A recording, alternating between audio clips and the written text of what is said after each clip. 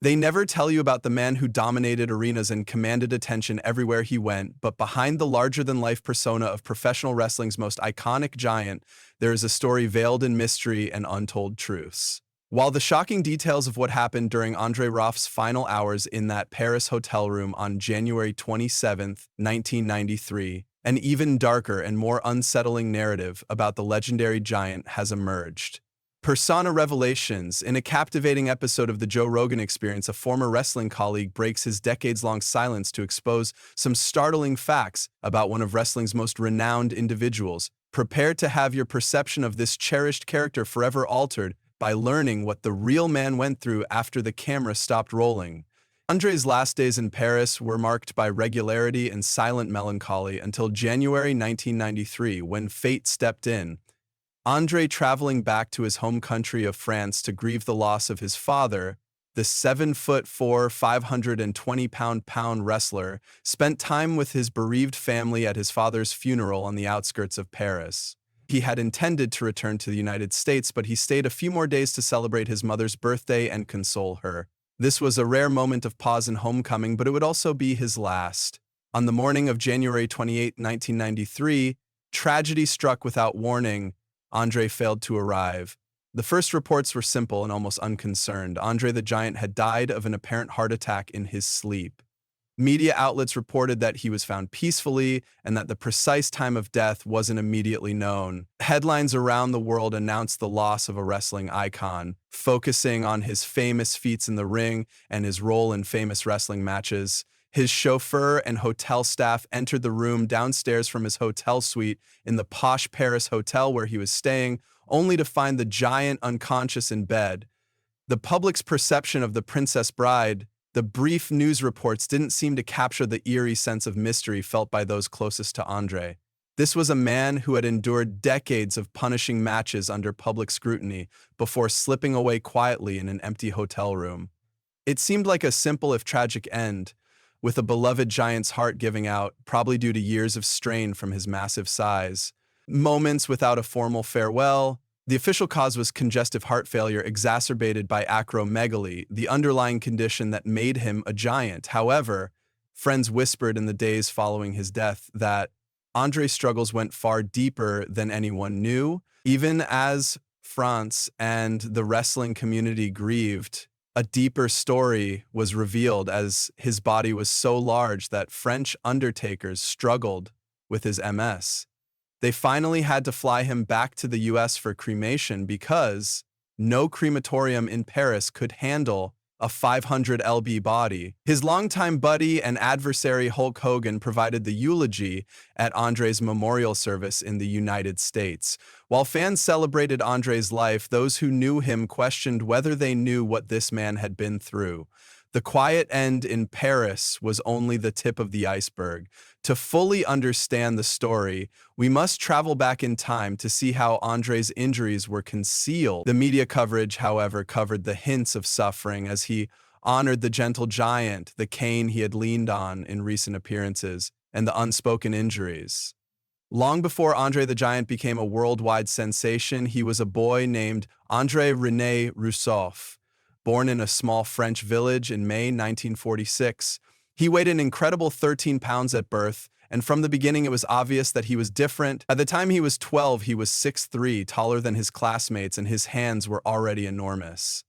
The people in the small French village of Moulins, where he was raised, were shocked by the child giant and treated him as a local marvel. In spite of his intimidating size, André was a shy and kind boy who helped out on his father's farm and was strong enough to handle the tasks of several grown men by the time he was in his early teens. He loved practical jokes, enjoyed playing cards, and made an effort to blend in as much as possible, but society wasn't always sure how to handle a boy who appeared to be a fully grown man.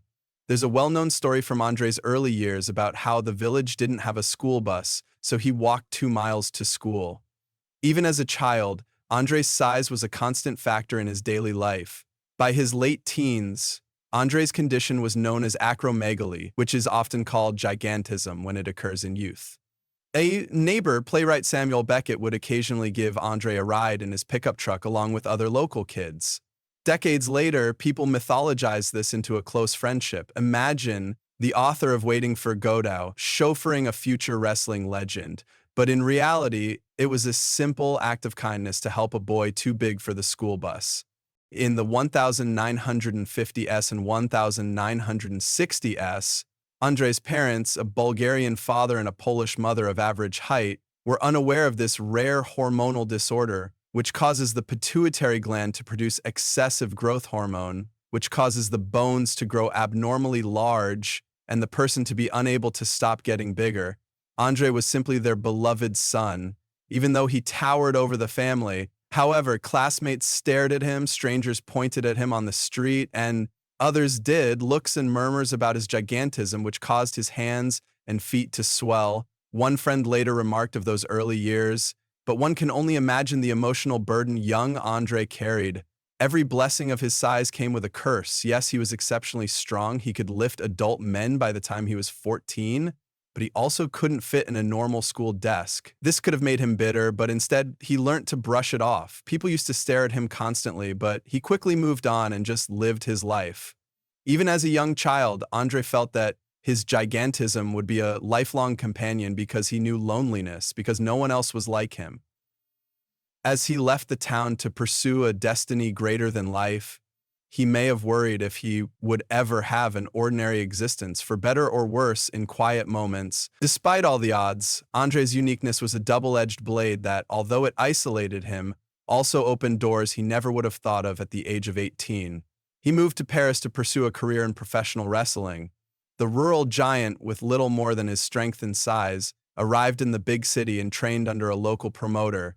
He made his TV wrestling debut in 1966 at the age of 19 in the French wrestling circuit. Audiences were amazed by the towering young man who, despite his bulk, moved with surprising agility. In those early days, Andre was even able to perform drop kicks, a move nearly unimaginable for someone over 7 feet tall. Promoters swiftly adopted the name Vaughn. They knew they had a star in their making by the late 1960s and early 1970s. After winning a European wrestling title in 1968, Andre attracted the attention of Canadian and Japanese promoters. He wrestled and became well known in Montreal before traveling to Japan in 1970, where the public was enthralled with the giant man Jin Foreigner. Everywhere he went, crowds flocked to arenas to see him because they wanted to see his feats of strength and the spectacle of his size. In 1971, he arrived in North America. Full-time American wrestler Vincent J. McMahon, father of Vince McMahon Jr., took Andre under his wing in the US and rebranded him as André the Giant, a moniker that would become well known in every home. He also meticulously crafted Andre's image in the ring, making him an unstoppable force and a true giant among men. McMahon dissuaded him from displaying excessive athleticism, saying that he should stop using drop kicks and rapid maneuvers that could make him seem more human. Instead, he presented Andre as an immovable object, monster truck that is alive and breathing, who used raw power to crush opponents. This marketing was extremely successful. By the middle of the 1970s, Andre was the main attraction at wrestling events all over the world, undefeated. What's amazing is that his greatest strength, his size, was also a result of the condition that was hurting him. This is the dramatic irony at the core of his rise. The fans who supported him were unaware that every victory had a hidden cost. Andre himself might not have fully understood it in those early years, but he was living the life of a rising star, traveling the world and earning top dollar. In 1974, the Guinness Book of World Records proclaimed him the highest-paid wrestler in the world, earning $400,000 annually, and he spent nearly 15 years, from the early 1970s to 1987, making friends with other wrestlers. Andre was portrayed as being unbeaten and a legendary giant who had never lost. In reality, though, he did lose a few times due to countouts or disqualifications in unimportant contests, but promoters kept that information under wraps to maintain the reputation, and fans believed it. In front of 93,000 spectators at WrestleMania 3 in March 1987, Andre's legend reached its pinnacle. In one of the most well-known wrestling matches ever, Andre faced his friend and on-screen rival Hulk Hogan. The match culminated when Hogan stunned the audience by body slamming the 520-pound Andre and pinning him. The first time Andre had ever been pinned on American television. The slam was heard all over the world, marked the handoff to Hogan, but it also solidified Andre's status as a legend. People still discuss that moment, from village oddity to international superstar.